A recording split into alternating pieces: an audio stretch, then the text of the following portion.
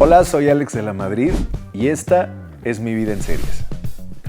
La primer serie que recuerdo haber visto seguramente fue en caricatura y era La Familia Robinson, pero tenía capítulos, iban avanzando conforme pasaba la historia y esa fue la primera serie que recuerdo. Un recuerdo de la infancia es que esta serie, que se trataba de una familia que se quedaba perdida en una isla, nosotros jugábamos a recrearla. Entonces nos subíamos a la azotea de la casa y agarrábamos del árbol de aguacates y entonces hacíamos como que no teníamos nada que comer más que eso, entonces hacíamos un guacamole y no lo comíamos con la mano, porque y lo divertido de la serie es que se hacían sus propias cucharas, sus propios vasos, con lo del coco hacían un platito y hacían sus camitas entonces jugábamos mucho a eso.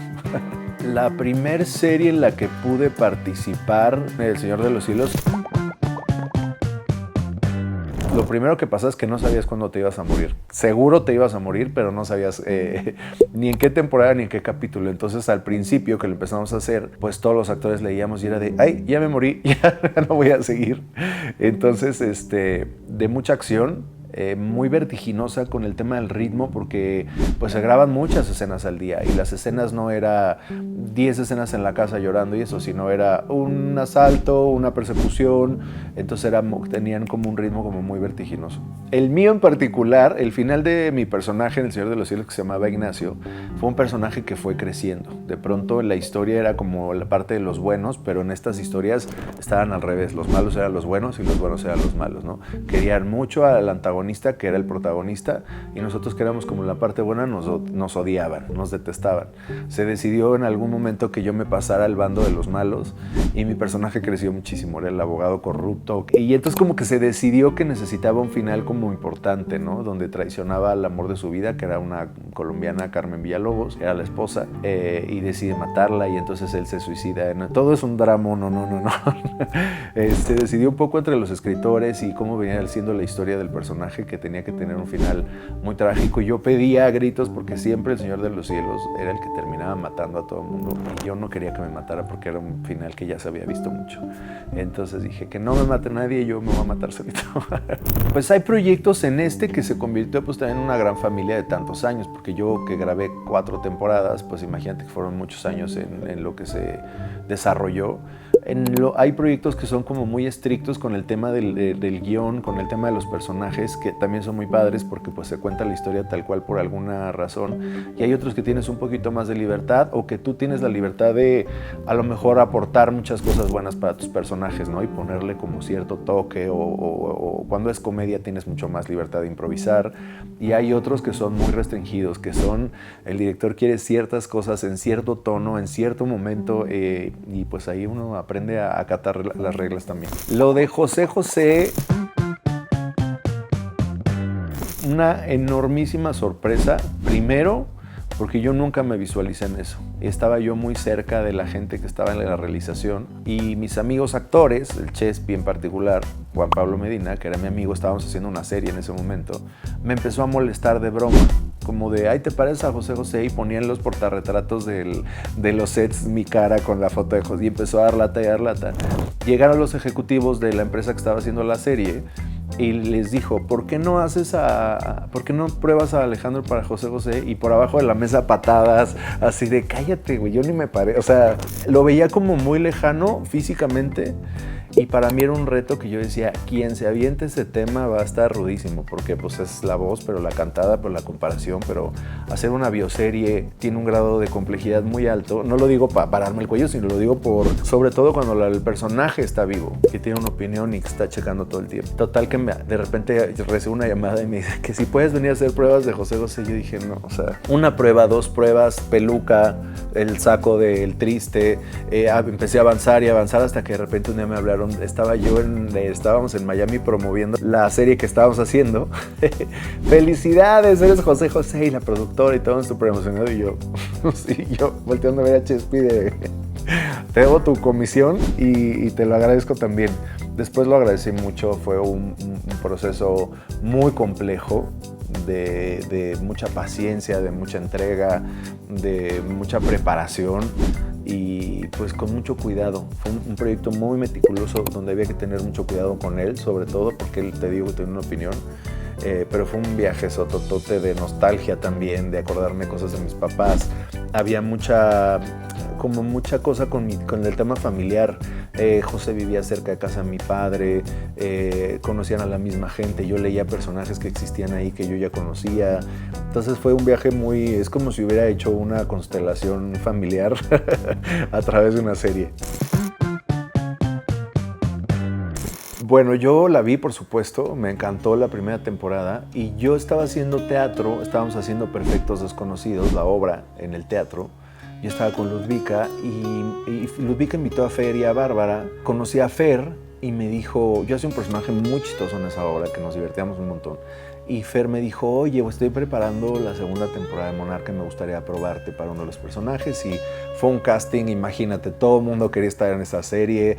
Yo me formé con uno más fregón que el otro, el de enfrente era más fregón y cuando llegué al casting dije, no, o sea, esto está, pero la competencia estaba ruda.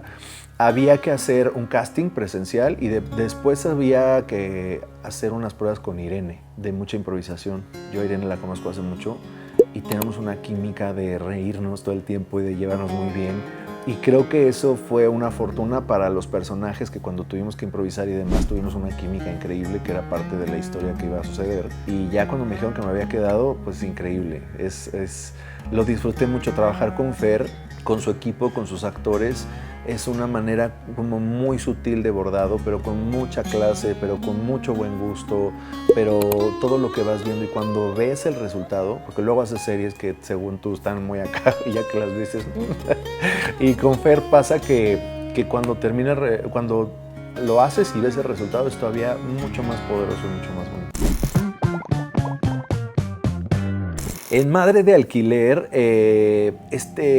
tiene una manera, o sea, es una historia que viene de un melodrama como muy clásico, donde ahí en particular tuvimos la restricción de que no podíamos cambiar ni un punto, ni una coma, ni una sola palabra. Ellos querían experimentar cómo es ver la serie realizada sin nada de improvisaciones, los personajes muy delineados, muy bien escritos, con un texto que particularmente no podías cambiar nada.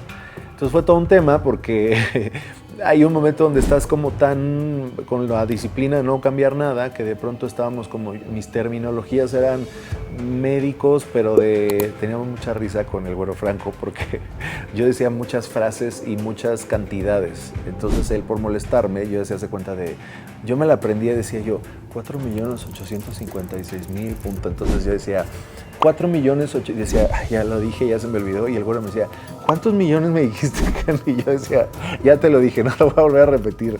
Era muy específico y fue una serie que conectó muchísimo con el público. A la gente le encantó. O sea, todavía en la calle de repente me decían, tú eres el malo de Madre de Alquiler y los personajes eran así. Entonces fue una serie que fue muy sorpresiva para mí, que conectara con el público. Las temáticas nuevas entran en una nueva conversación también de la sociedad, ¿no? Que es una cosa que nosotros los actores también vamos siendo como bitácoras de lo que va sucediendo como en el mundo y de pronto meterse en este universo del racismo, del abuso, de la trata de blancas, de todo, pues también son temas que se tocan como con cierto cuidado, ¿no? Y a la gente le gustó, se conectó mucho con la historia, con la protagonista, con todos los enredos y demás y se entendió bastante bien y funcionó. El juego de las llaves, varias cosas con el juego de las llaves. Lo primero es que parece que no, pero yo soy muy pudoroso en temas de ahora vas a hacer un desnudo y en la película me cuesta trabajo, me da pudor y me siento como muy expuesto y me da como inseguridad. Y era una serie donde iba a trabajar con una de mis mejores amigas, pero es mi mejor, o sea, es como mi hermana. Y cuando hay tanta confianza, este asunto de la intimidad se vuelve muy incómodo, porque literal parece que te estás dando un beso con tu hermana. Entonces, ella y yo, que nos tenemos una confianza absoluta, a la hora de que empezamos a leer se dan un beso, se acuestan, la volteas de encima, la sientas encima, le besas no sé dónde, yo dije, no puedo creer que esto lo vamos a hacer juntos, porque teníamos que romper como una cosa de respeto, era muy raro. Entonces, toda la primera parte fue muy incómodo, porque era besarte a tu hermana durante toda la temporada y entonces después ya agarramos vuelo y hasta me decían, no, yo creo que sí besas rico, fíjate, está bien. Entonces ya empezábamos a relajarnos un poquito más, pero pues muy divertida. Es una serie que trata de eso, de lo que vieron ustedes y yo me la pasé bien y al final ya también como que quítate la ropa, sí, me la quito, o sea, como que también aprendí a soltarme y a relajarme un poquito más. Pues yo creo que sí, me sirvió para también sentirme vulnerable en medio de un set sin ropa, porque la última escena estábamos todos sin ropa, con protecciones obviamente. Las protecciones son estas cosas que te pones para que no se roce nada, ni se vea nada, ni demás. Entonces, pues estar ahí como que dije, bueno, también es una manera de, los actores nos gusta ponernos ahí en lugares incómodos y demás, y este fue uno de ellos. Pues esa es otra locura de Fer Robsar, que me habló un día y me dijo, oye, tengo algo para ti, me parece que tú lo puedes hacer muy bien. ¿Qué te parece si te avientas a Luis Echeverría para Las Azules? Y yo, Luis Echeverría, o sea, dije, bueno, algún día me hablarán para ser el presidente de la Madrid y a lo mejor me voy a aparecer un poco más, pero Luis Echeverría lo empecé a investigar. Yo tengo un coach que me ayudó muchísimo para José, que es Hortos, que es un coach muy conocido, que además es un profesional increíble. Y le dije, ¿qué onda? Tengo una semana para arrancar con esto, la caracterización, la pelona y esos personajes incómodos para la sociedad también lo son para mí y me gusta incomodar con eso. A mí me gusta que la gente se incomode con mis personajes. Un personaje que cayó más gordo de lo que me imagino que cayó en la vida real. Y me encanta que sea parte de la historia y que la gente vaya pescando diciendo, ¿eres tú? ¿En serio te aventaste? Sí. Me encantan los personajes que de plano me pongan a mí porque están difíciles. O sea, que la gente diga, pónselo porque igual lo va a sacar. Entonces yo solito me reto y en las noches estoy con el teléfono y la voz y estoy viendo cómo se paraba y cómo hablaba y cómo hacía la cara y cómo no quitaba esto y cómo, o sea, y empiezo a hacer cosas y empiezo a divertirme y ahí es donde me gusta que me empiecen a poner ese tipo de retos. A mí me encanta porque por medio de cuando conocí la historia, que el director Francisco Franco junto con Ana Lorena, es increíble, que te permiten mucho jugar dentro de una estructura y donde te permite mucho como improvisar. Es un personaje que no se parece para nada a mí, pero para nada. O sea, es un godinazo, medio bobo, emocionalmente como un niño, es tonto para relacionarse. Entonces tenía muchas cosas que para mí las hacían muy divertidas y las fuimos creciendo todavía más, ¿no? Al momento de llegar con Bárbara, de todas las improvisaciones que nos dejaron hacer, la Lola para mí es el patio de la casa de cuando estaba chiquito. O sea, es un parque de diversiones, es entrar a reírnos, a ponernos dinámicas, siempre detrás de una escena de la Lola. En una ocasión yo no sabía aventar las ligas con los dedos, ¿no? Entonces empezamos a jugar ahí la plática en el ensayo, entonces la directora decía, bueno, detrás de las escenas que están haciendo ustedes van a empezar a agarrarse a ligazos. Entonces, todas las escenas, detrás de cada escena de la Lola pasa algo.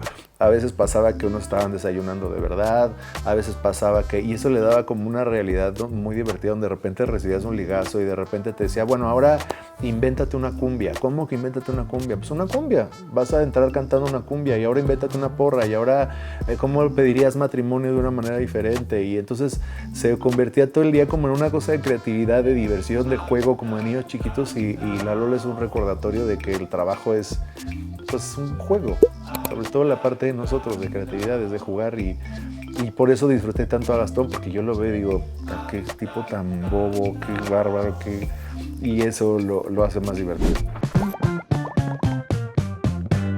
Pues estoy en lo del Rey de los Machos, que es una serie preciosa, que es la historia de un niño trans en un pueblo, bajo un contexto de puro macho, hablando de lo que creen que son las cosas importantes, y cómo logra como desarrollarse dentro de ese universo.